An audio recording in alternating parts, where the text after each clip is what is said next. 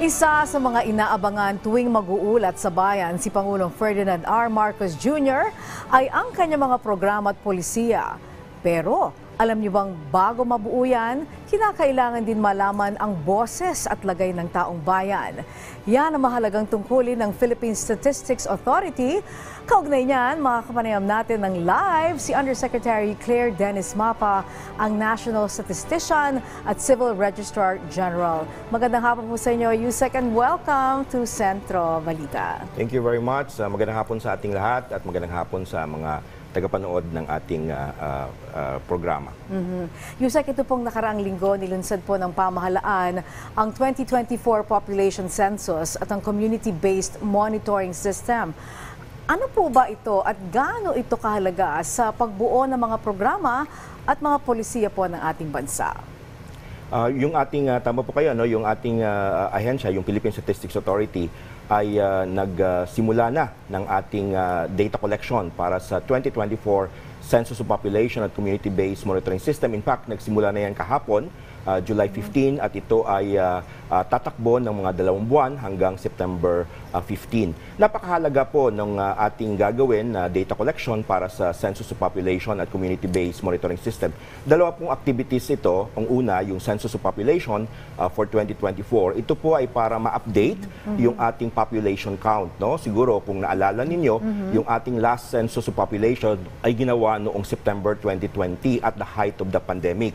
At nagkaroon tayo ng paggalaw ng mga kababayan natin mula sa mga syudad, pauwi dun sa mga probinsya. At ngayon, dahil nasa normal na tayo, ay kailangan naman nating i-update yung ating bilang. Ito po ay kailangan, of course, ng ating national government para sinabi mo nga sa pagplano, and very important din sa local government para malaman nila gaano ba talaga kalaki yung populasyon ng isang LGU. So yun po yung sa Census of Population. Now, equally important po itong community-based monitoring system. Last February 20, itong taon na to ay pinag-utos ni Pangulong Marcos sa Philippine Statistics Authority na gumawa ng updating ng ating list of social protection beneficiaries. Ito po yung mga tinutulungan ng national government at local government sa mga social protection programs natin, yung mga vulnerables. Ito po ay kailangan nating i-update at ito po yung isa sa mga objectives ng community-based monitoring system.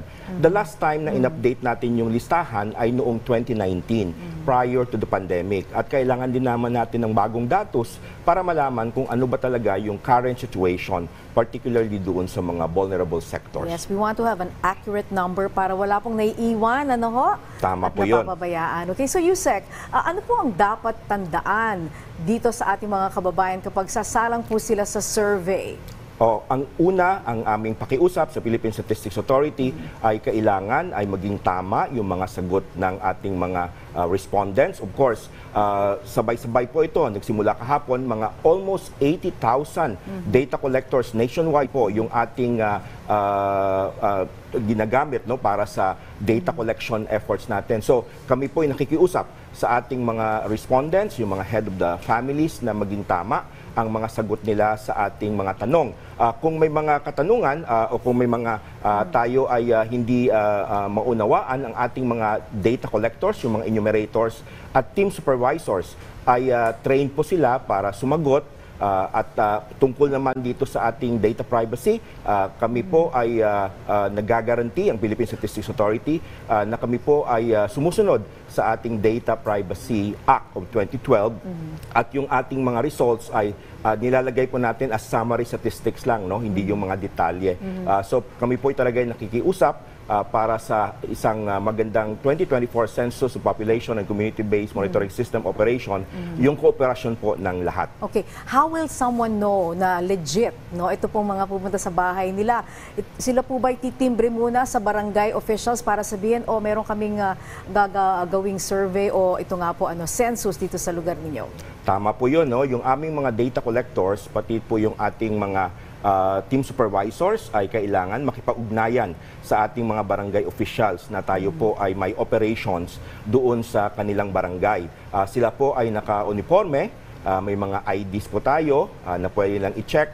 At nandun din po yung mga telephone numbers ng ating mga provincial offices kung may mga katanungan sila. Pero kung kailangan nila, for example, ng mga katanungan, kung ito ba talaga ay legit, ang una po nating kailangan tanungin ay yung mga barangay officials dahil nagko-coordinate po ang Philippine Statistics Authority personnel doon sa mga barangay bago po tayo pumunta sa mga bahay-bahay para kumolekta ng datos. Yeah, maganda yan, may coordination, ano po, Yusek. Okay, ito pa, isinusulong po ngayon sa Kongreso, ito pong Civil Registration Bill para mas maging accessible at mapabuti pa ang civil registration system ng bansa. Ano po ang masasabi niyo dito, Yusek? Tamang-tama po yan, ang ating civil registration and vital statistics. Kailangan nating palakasin at ang Philippine Statistics Authority ay sumusuporta po sa aksyon ng ating mga taga-Kongreso at taga-Senado na i-amend at magkaroon tayo ng bagong civil registration and vital statistics na law.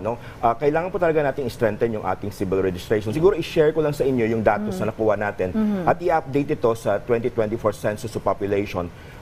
Ang 2020 results, nakita namin out of the 109 Pilipinos na nandoon noong 2020, yung nabilang namin, mga 3.7 million sa kanila ay wala pong birth registration. Ganun po karami ang walang birth registration during that time, September 2020. Of course, nagkaroon po ng programa ang Philippine Statistics Authority. Mayroon tayong Birth Registration Assistance Project at halos more than or close to 300,000 na ang narehistro natin dito under the program. So ito rin i-update natin ang datos na to sa 2024 Census of Population. I'm pretty sure na mabawasan ito. Pero kasama po ito sa mga objectives natin dito sa ating Civil Registration and Vital Statistics Bill. Yes po.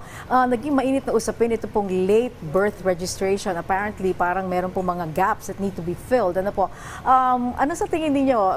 Sinusulong po ngayon ito, mas stricto na mga pamamaraan sinusulong po ng Kongreso ngayon?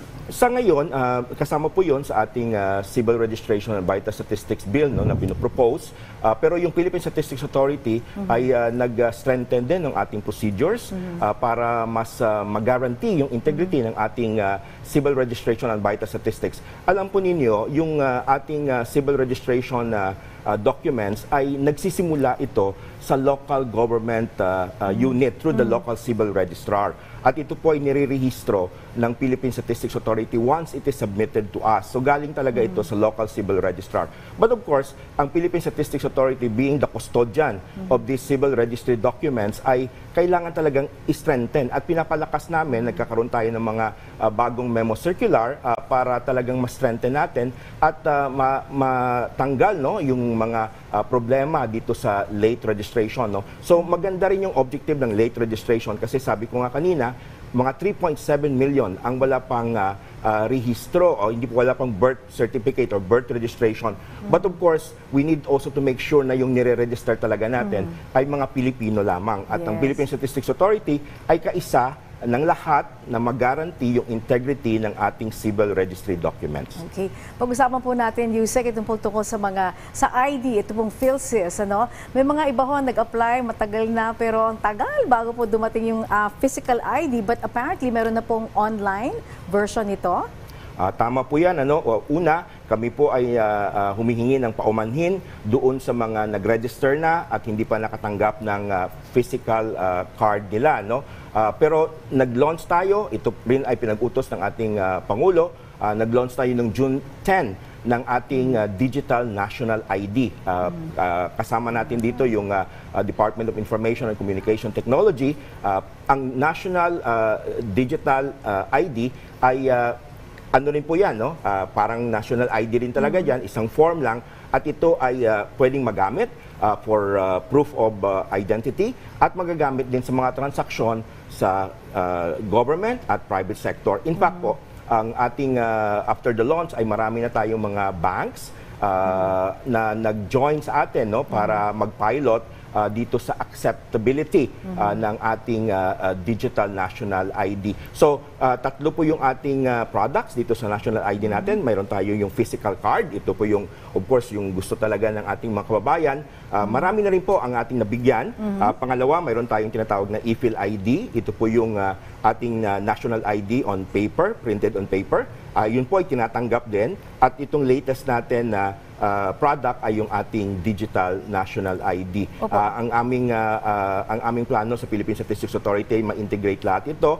Nagko-coordinate kami sa mga bangko, sa mga relying parties natin para tanggapin nila ang ating national ID in various forms. Okay, so if you have the physical card, you don't need to register or get a digital national ID. Okay na po yun? Pwede rin po. In fact, may mga kababayan tayo na mayroon ng physical card at siguro na curious lang sila ano po itong digital national ID kasi iba naman po ito. Pwede pa rin po kayong kumuha through either yung eGov app natin na pinapatakbo ng DICT o di kaya dun sa ating nationalid.gov.ph na ito naman ay galing sa PSA but supported by DICT po. Okay, so paano po makakatulong itong PhilSys pagdating sa pagbibigay natin ng tulong sa mga nangangailangan ng mga kababayan, tulad po ng mga 4Ps beneficiaries na karamihan sa kanila no ID, no permanent address, alam niyo yun, yung talagang wala akong identification. Tama po yun. Talagang maraming matutulong itong national ID natin. At marami na rin tayong narehistro. Kasama na yung mga 4Ps beneficiaries at mga beneficiaries ng iba't ibang social protection program. Una, tama kayo, ang national ID ay kailangan para magkaroon ng proof of identity. So una yan, alam naman natin at ako'y nakikita ko ito sa pagbisita ko sa mga rural areas na talagang yung national ID lang yung identity na mapapakita ng ating mga kababayan. Pangalawa, and I think very important, yung tinatawag nating authentication. Nung nagparehistro po kayo, ay kinunan kayo ng hindi lang yung demographic information, kasama na po yung biometrics, yung photograph ninyo, yung iris, yung sa mata, yes. at yung fingerprint. At ito po ginagamit namin ngayon, yung authentication service. May partner po tayo sa DSWD para sa kanilang mga 4Ps beneficiaries. Nag-o-authenticate po tayo via the fingerprint para talagang mapakita na yung mga kumukuha ng ating ayuda ay talagang unique individual through the fingerprint. At Yes. ito po yung isang contribution ng ating national ID system. Okay, and finally, your message please to our audience today, Yusek. Maraming salamat sa pag-imbita ninyo sa Philippine Statistics Authority dito sa programa. Ang ating operation ngayon, dalawang importanteng data collection effort at kami ay humihingi ng kooperasyon sa lahat para ang aming mga data collectors para sa ating 2024 Census of Population and Community-Based Monitoring System ay matutulungan at makapagbigay ng tamang datos. Ito ay kailangan para sa pagplano ng ating mga programa at pulisiya sa national government at sa local government. So napaka-importante po ng activities na to ng Philippine Statistics Authority at humihingi kami ng kooperasyon para ang mga respondents natin ay magbigay ng tamang sagot doon sa mga questions na hihingin ng ating mga data collectors. Maraming salamat. At maraming salamat po sa napakamalaman pero medyo fast break na interview natin ngayong hapon. Kasama po si Yusek Claire Dennis Mapa, ang ating National Statistician at Civil Registrar General. Magandang hapon po and thank you for joining us today. Thank you also.